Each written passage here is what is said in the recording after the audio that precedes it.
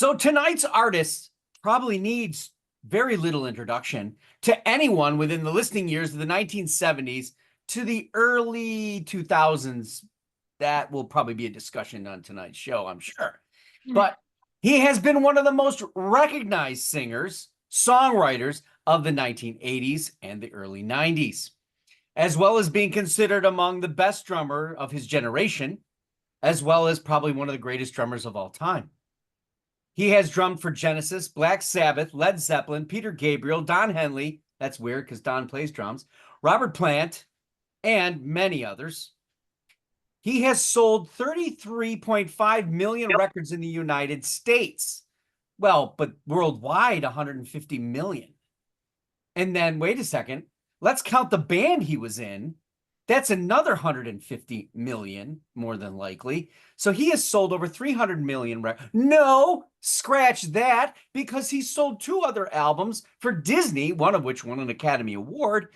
So let's put that at probably 400 and some odd million, maybe. Let's back it up a bit. He's not as big as the Beatles, but he'd be damn close. This includes his albums, of course, Brother Bear from Tarzan, which are, there's Oscar nominations, there's other things on it. He's Academy Awards, he's won 1, he's been nominated 3 times. Golden Globes, he's won 2, been nominated 3. Grammy Awards, 8 out of 26. Rock and Roll Hall of Fame as a member of Genesis, Singer-Songwriter Hall of Fame, as well as the Hollywood Walk of Fame, but no one gives a shit because people are walking over the top of you. So that's a dumb kind of fame kind of thing. I mean, we'll all put our name there someday. Hello, Music Multiverse listeners, and welcome to Beyond Your Radio. And tonight we celebrate and rank the albums catalog of Phil Collins, drummer, singer, songwriter, solo artist, pianist, keyboard, composer, actor. Yep, Miami Vice, Buster the movie. Not to mention, he was actually in Chitty Chitty Bang Bang when he was a kid. He was one of those kids that stormed some castle, but that got cut. So he was in the movie, but not in the movie. That's right. Phil Collins was cut in the 60s? Anyway, producer as well. Since 1970, the band Genesis, before recording Nursery Crime, when they brought him up. He was in a band prior. I don't remember what the name of it was, but until now, 2024, on September 20th, he will be re-releasing both sides, the first time ever on vinyl. On that will be an Abbey Road remastering, slowed version. I don't know what that means. I'm not a record producer, but it's also going to have bonus tracks, etc. There is no question that people hate or destroyed by breakups. They're catastrophic. But Phil Collins turned the breakup song from devastating emotional impact to just pure music gold. There was a time that every single song he wrote, every producer or person that heard it in the studio before it went out just said, he's done another hit. He's got another hit. He's got another hit. He's got another hit. He was responsible for the return of the horn section in rock as much as he's responsible for the gated drums, which people loved and then they hated. But let's not take my word for it. Let's meet the panelists tonight who are going to talk about it. Tonight on the panel, Susie Q. And who said she would? Damn, Deb Armitage Hicks Maloney. So, when I said this is what we were going to do, obviously, Phil's in my wheelhouse, always has been. I think Sue got sucked into his vortex against her will, better judgment. Against all odds. Because she had a love affair with somebody else. Against all odds. So, let's start with you, Sue, since I sucked you into all this. Okay. Well, yes, you definitely played a lot of Phil back in high school, through college. It was only a few years ago. And before that, obviously I heard his main single hits on the radio, but so kind of a stretch for me. So we're doing the bottom three, working our way Okay. up. Well, we got 8, so I didn't know if we were going to go 2-2-2. What? 222 You tell me. I don't Yeah, know. 2-2-2. Let's do that. So bad. Hey, that's So your bad. joke. So bad. It'll Okay. probably get more likes. Um, so my number 8, I went with Dance into the Light, 1996. And I just it's kind of like a distant memory, I guess, if I'm being honest. There were so many other bands out at that time that I was listening to that Phil kind of was not in my main mix. So, and grunge, of course, was like it, and I got sucked into grunge. So, number 7, I went with Testify, that one from 2002. Um, it wasn't horrible. It just didn't really, I didn't connect so much with it. So, All right. yeah. Damn. Repeat. Wow. Just Wow. my segue into this is my experience with Phil Collins started with Genesis. Mhm. And I remember meeting someone that became my husband later in life saying that the Duke album for Genesis was like going to hell for him. So I had already had this preconceived notion that, if you're in Genesis, you stay in Genesis or be damned you. But that was my introduction to Phil, along with the rest of the band, and then some other greats that ended up doing okay on their own as well. But really, my love for Phil did come from the earlier years when, against all odds, Susie, Mhm. that he proved a lot of people wrong. So that's what I wanted to say about that, so that I don't sound so negative in these first few albums that I'm putting down at the bottom of the list. But some of them have to go at the bottom of the list. They can't all be number one, right? So, Mhm. and like you said, Sue, 96, I was listening to grunge. I was listening like Nirvana, all of that, Pearl Jam. I also at that time, along with Testify in 2002, I had kids, and I was being dictated by what they were listening to. And at that time in 2002 with Testify, we had Britney Spears on a lot, much to my dismay. But, that was the age of my daughter, 13 years old. So that's the kind of stuff we were listening to. So, and along with the exercise that we do with this catalog review, I'm always surprised. I make my list first. I'm always pleasantly surprised because the way I do it works for me. Then I Mhm. go back and I re-listen to the albums and I write down, I do little check marks. Yes to this song, no to that song. Oh, Mhm. okay. First 2 albums, the bottom 2 albums, I don't like any of the songs. I Mhm. put them down at the bottom. Then I listened to them and went, not only I don't like them, it's not that I don't like them. I can Yeah. truly say I don't know them. Yeah. I've never heard of them. So that's my number 8, my number 7. Mark's like, oh my God, where did I get these people? It's okay. I would have loved to have somebody younger in on the Yeah, mix too, right? yeah, So, definitely. Wait, what are you saying? We're old? I'm not saying we're old. I'm telling you we are. So why? Why do artists do these kind of things? I'm not interested. I don't care. I know what you're doing. I don't want you to go back. Don't go back.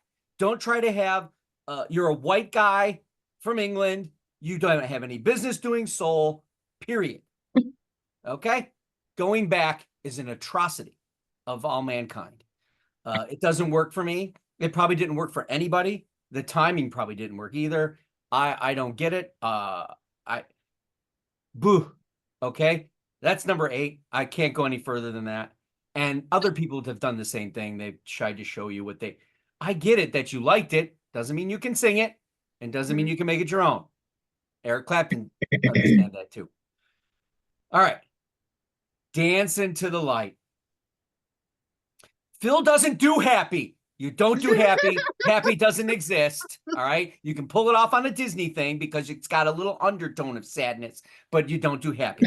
Okay. I don't want to wear your hat and I don't want to dance into the light. However, though, I decided to put the Wear My Hat mix in this. We'll see if they block it. So I suggested you can wear my hat, you can have my coat, you can take my shirt 'cause I don't need it. You can wear my shoes, you can take my socks. Come on, take my bag, it's yours. If you love. But I think it's funny because there's some dub versions of stuff for Phil on both sides and other albums, and I think it's hilarious. So it's really cool that to hear something remixed, in a dub fashion. So I hope you get a kick out of it. But going back is number 8, 7 is Dancing to Light. And that's the first album cover we get that's not his face. So Yeah. you stick with what you're doing. Put your face on there. You can half grin maybe, or maybe you just take the top half. I don't know. Or you angle it. I don't know. He really liked Picasso it. Yeah. Picasso it. Yeah. That was Oh, well, he good. did on the face, on both sides is remix. I think it's called remix. His facial changes. There's like quadrants of different. It's yeah. Okay, Anyway, so whole kind of. description, I can put it up on the screen. Back to Sue. So we're going back, and that is my number 6. That year was 2010 was an atrocity in my life, so I don't remember the music I was listening to, but Here's a mine too. in in listening to it again now, I don't mind the Motown sound. I guess maybe compared to my bottom 2 albums, I like those songs that he sang, so I enjoyed it. And then my number 5 was Both Sides. That was 1993. It was somber, but it had a slightly different sound, with some like acoustic sound to it, something different. Did I recall it all? No, not so much, but I didn't mind listening. Yeah, So, it takes going back to. yeah. Not this. Not the. I just said the name of that album again. Ew, no. It takes some re-listening to remember how that came about and where that was and everything. But yeah, okay. Deb. Ditto. Oh my, this is. Ding ding ding ding ding. If it's We have all to the go out for a same, drink you after win a this. prize. I wish there are no prizes in this show, except all of our quips. Yeah. Going back, same thing.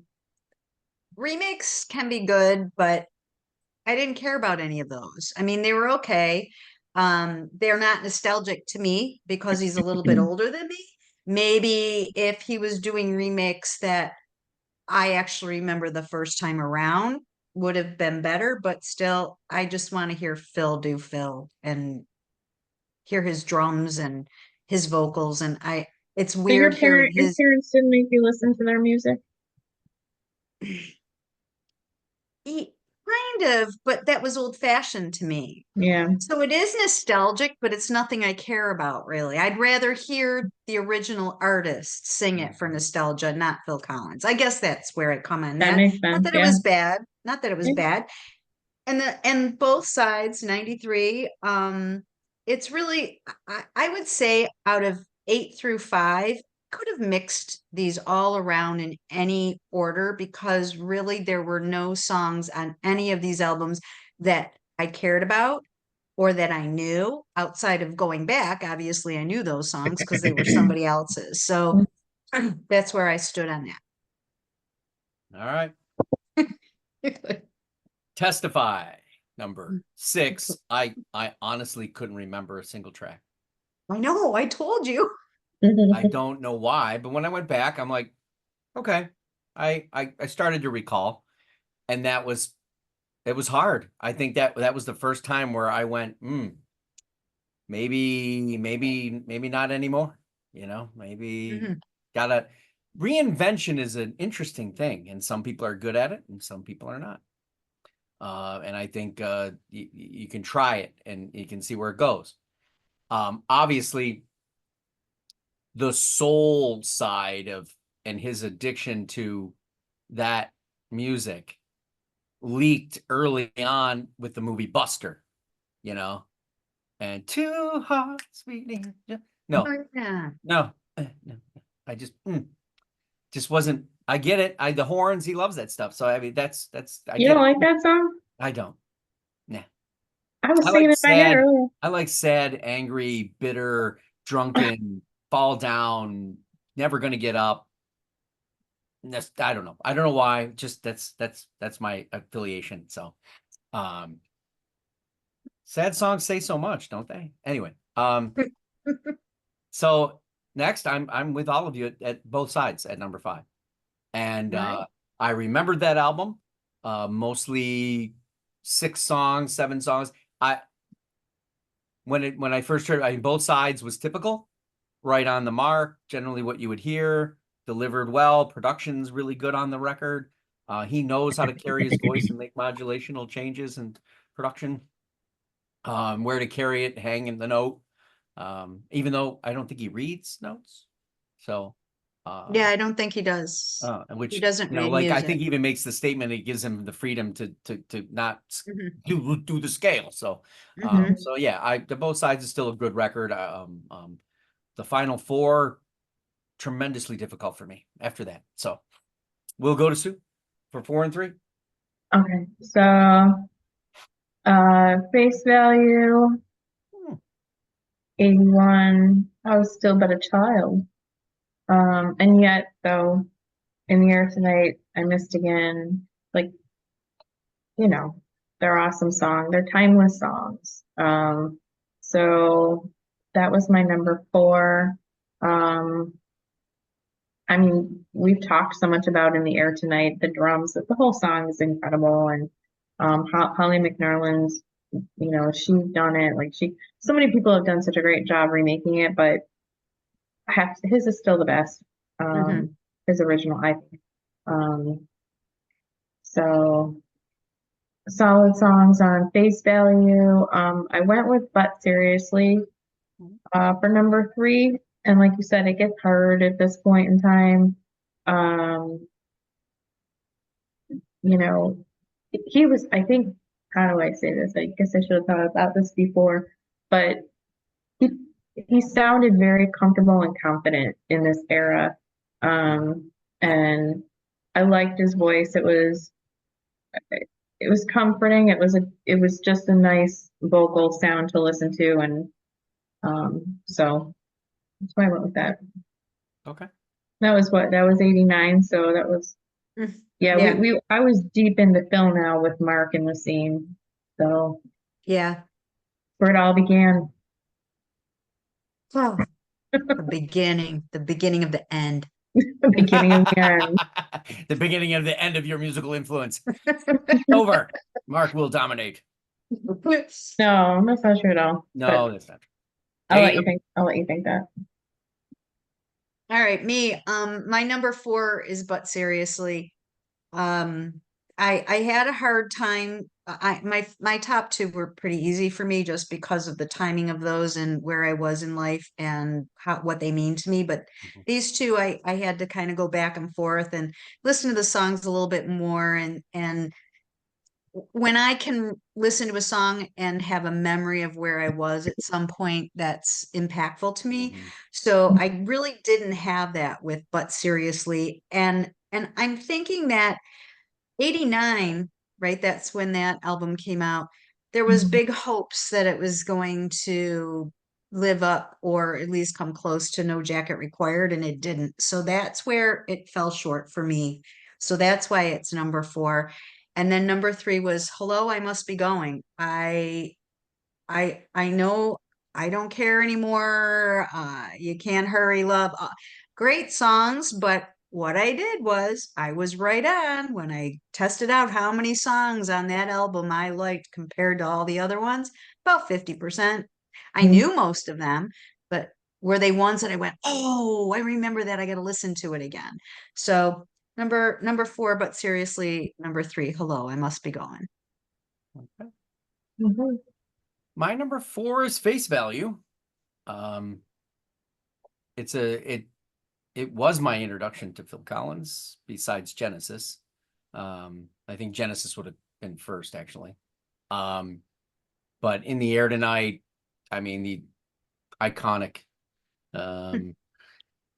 the juxtaposition of Genesis and him at that time maybe might have been besides those slow, the roof is leaking. Yeah.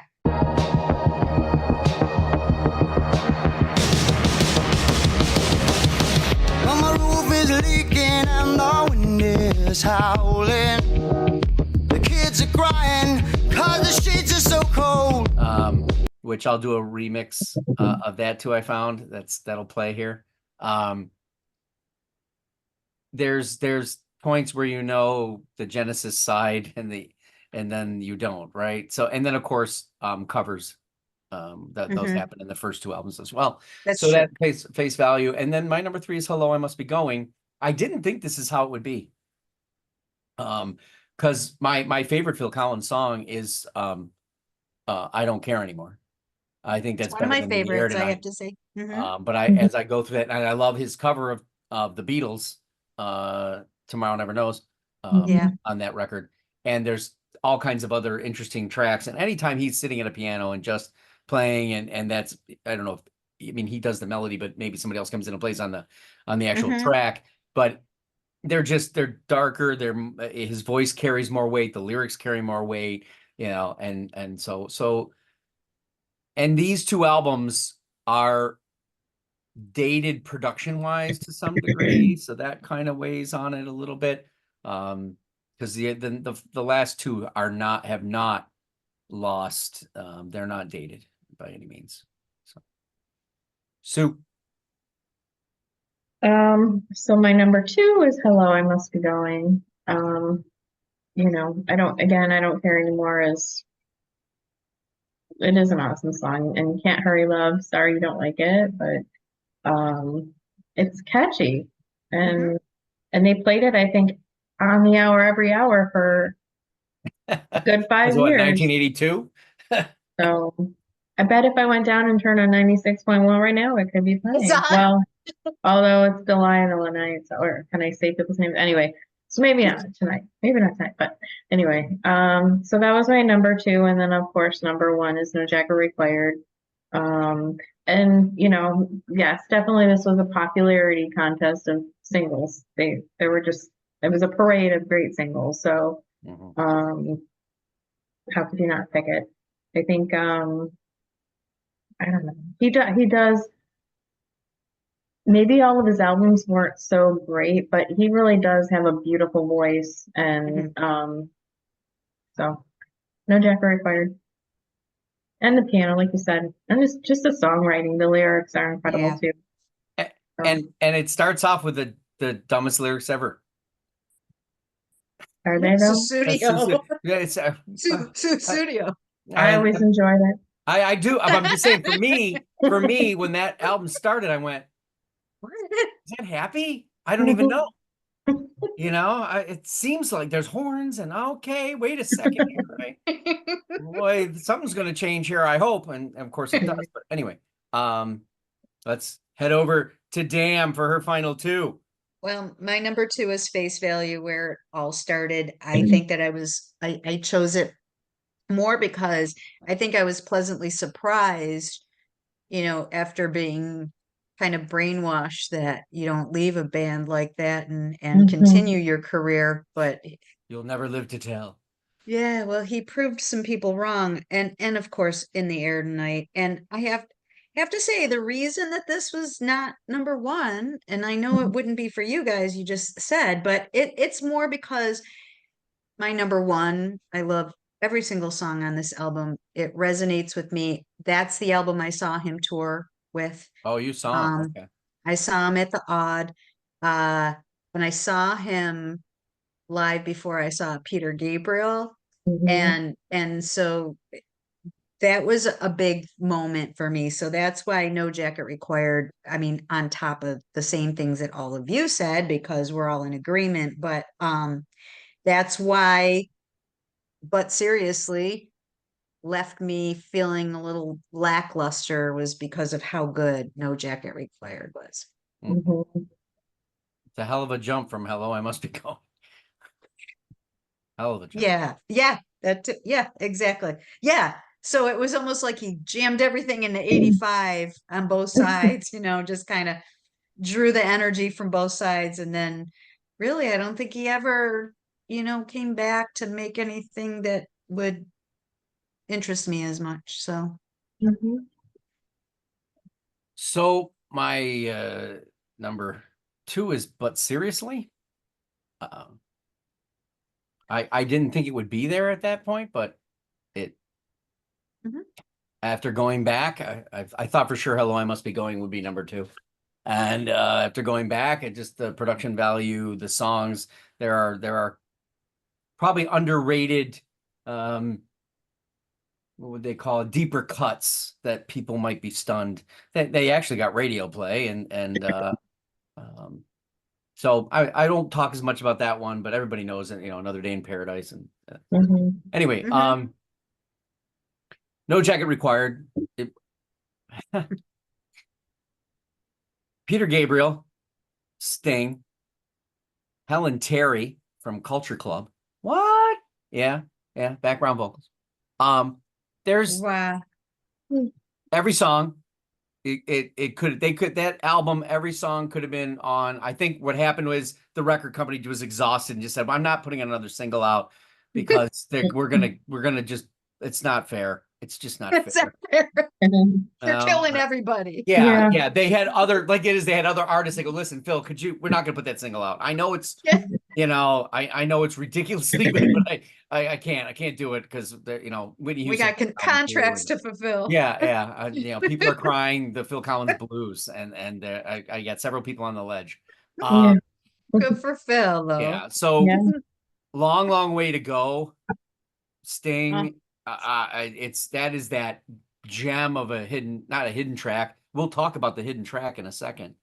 Okay. Just, that was used in Miami Vice and the finale. No, not the finale, but on another, not in the finale. Robert Plant was used in the finale. Ship of Fools. One More Night was used. Take Me Home was used in Miami Vice. In the Air Tonight was used in Miami. I mean, he's an iconoclast in Miami Vice. He had Phil the Shill in Miami Vice. So there's so many. There's not a song on this album that couldn't be somewhere else, even Inside Out. Then I Mhm. watched this movie, Rooftops, I want to say. I don't even remember what the hell the movie was about. The movie sucked. All right.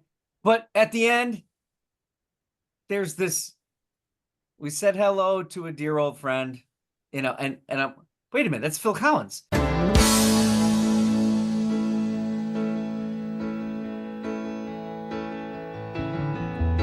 We said hello as we turned the key and moved for our heads. Gave a smile, it's the only way. What song is this?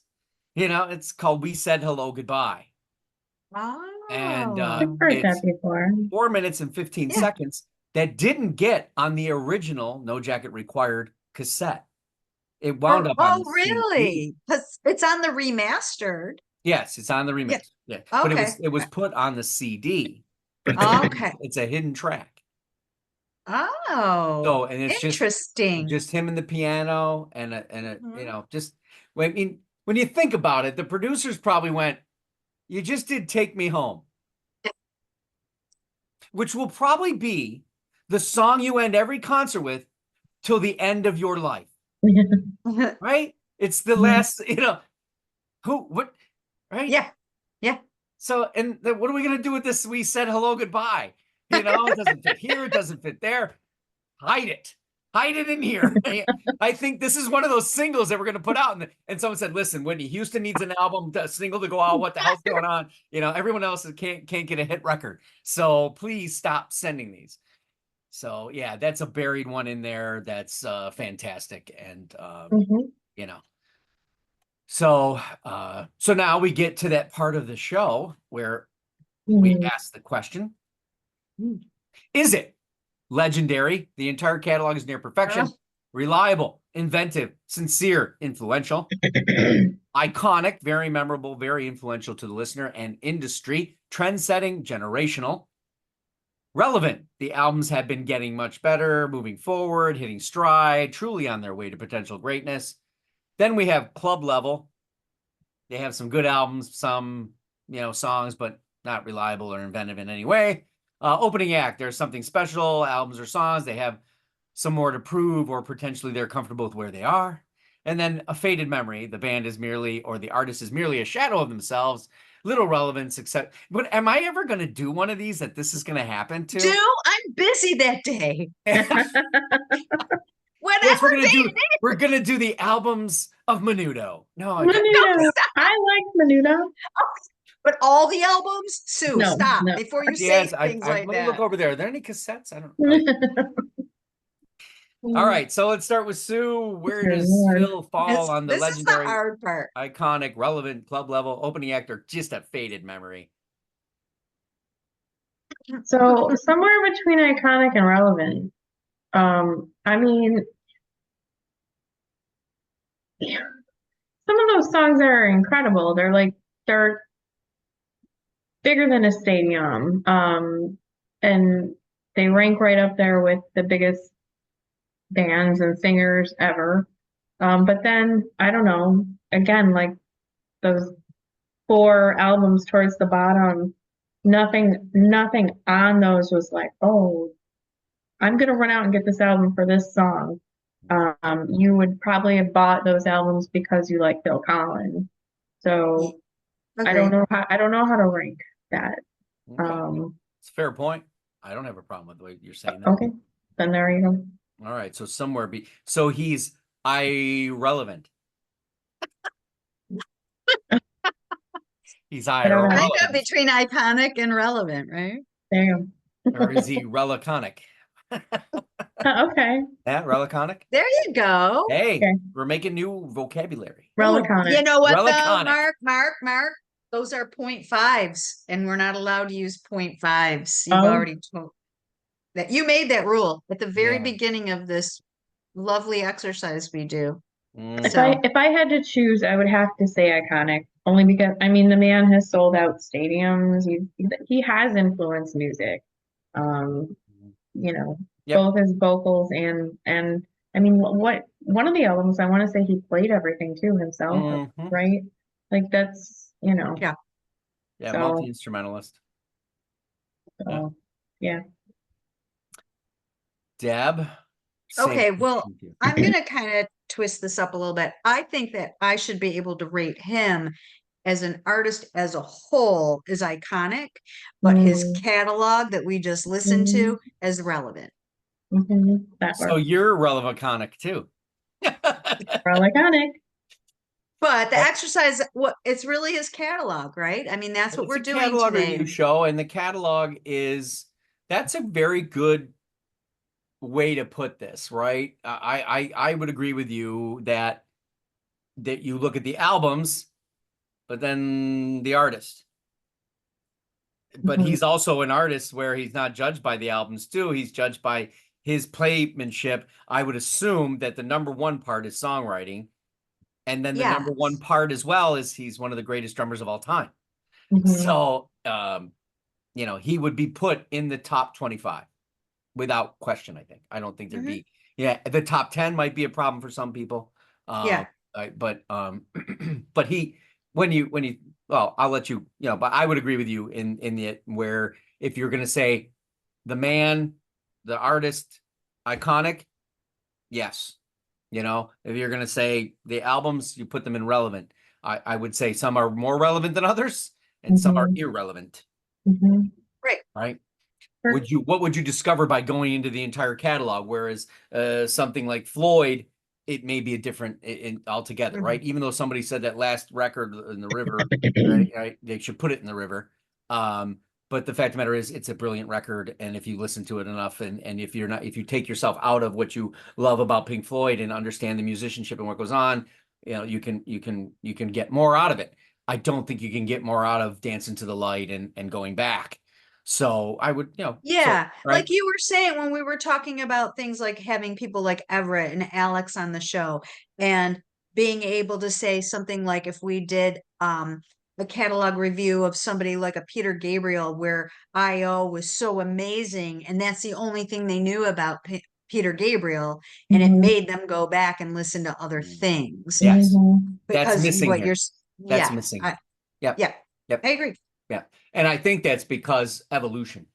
Some evolve, some have evolution, and some do not. Evolve. And I would say looking back on the catalog and listening to the catalog too, there is listen, there are plenty of legendary and iconic acts, that didn't do anything different than what they normally did, right? Right. Frank Sinatra, okay, great, Yep. right? Ella Fitzgerald, I Yep. can Same old, listen. same old. So he fits in that. There was an Yeah. era that he dominated, literally dominated, Mhm. and literally by writing and singing and playing in a band with Genesis too. He's doing all of this at the same time. Mhm. All of those, there's hits in there that are Genesis.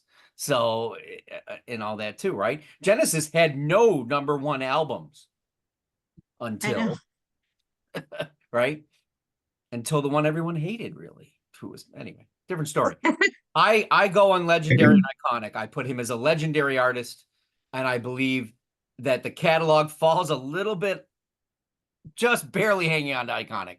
It hangs on to iconic because In the Air Tonight, I Don't Care Anymore, and the entire album Yeah. of No Jacket Required. It's very hard. This is 150 million albums Yeah. in Yeah, right. in a very genre niche thing that Yeah. Yeah, that's true. And so the world loved him. The world, not Yeah. just, hey, Oh, he yeah. didn't do it in the UK. He didn't do it in Japan. He didn't do it in the US. He did it everywhere. Yeah. Yeah. So Yep. You're always right. That's why you're the host. no, I'm Okay. not right. I'm just saying that's how I play. No, but it's a valid point. He's valid. How about that? You validated Yeah, my you're point. valid. Yes. I love it when I'm someone validates. validating you. Yes. But did you use the word evolutionize? You- What? I said Sue. he did not. He did. Is that a word? Evolution? No, you said evolutionize. I did? Yes. Evolutionized We'll have what? to play that back. Yeah, I had to play it. I would say Well, you were talking about the music evolving. music evolved for some artists. It didn't evolve for him. Okay. He was still in the same wheelhouse of songwriting and style. Yes. Didn't really, Disney, you could say that's not an evolution, that's a choice. Yeah. His music isn't in there. That's something else. He was able to see a movie and make a song, right? That's not evolution. He wrote a song about what he could see, maybe. Or had the song beforehand. I don't know. Visualized. Yeah. He was a visionary of Peter music. Gabriel's A I.O. visionary of sound. How does that? There's a lot What's of in this senses going water? on. He had his thumb on the pulse of the visionary sound. Man, The I don't know. taste I might buds wind of- up editing this. I don't even know where the hell we're going. I don't. I would say that when you listen to Peter Gabriel, boom, boom, boom, boom, boom, there's not an album in the Gabriel catalog until So that could compare to No Jacket No Required. jacket. Right? Yes, agreed. All right. Yes. I.O. to me is better than So. Because I.O. Yes. has more depth, more complexity, more Absolutely. and Absolutely. he's 70 plus years old. Holy Yeah. Jesus, right? So, but anyway, first of all, what did you think of Phil Collins, the catalog, the man, the drummer? Give us your list, your rankings, your reasons. Like, comment, and you can be you can be our not hero, but our validator. Our validator, yes, by subscribing, Yes. right? And we won't disappoint you, I promise. I want to thank the panelists for putting in their comments tonight and doing this. Thank God it was only an 8-album catalog, because he's been around for nearly 5 decades. So that could have been a very long catalog if he would have put out a record every 2 years. I'll leave you with this. Beyond a certain point, the music isn't mine anymore. It's yours. Phil Collins. Comment. Uh, We'll be back for another catalog review show in a month. I tell you what it is, but sometimes it has a tendency to change, and I hate to disappoint. oh, damn. Can Because I? everyone's like, yeah, I'll do it. Wait a minute. No, I'm out. Okay. So Okay. we're on the web at beyondyourradio.com, Facebook, Twitter, Instagram, YouTube, of course. Go Beyond Your Radio with us, a real music appreciation channel, at least according to me. Thanks for watching and happy listening. Bye.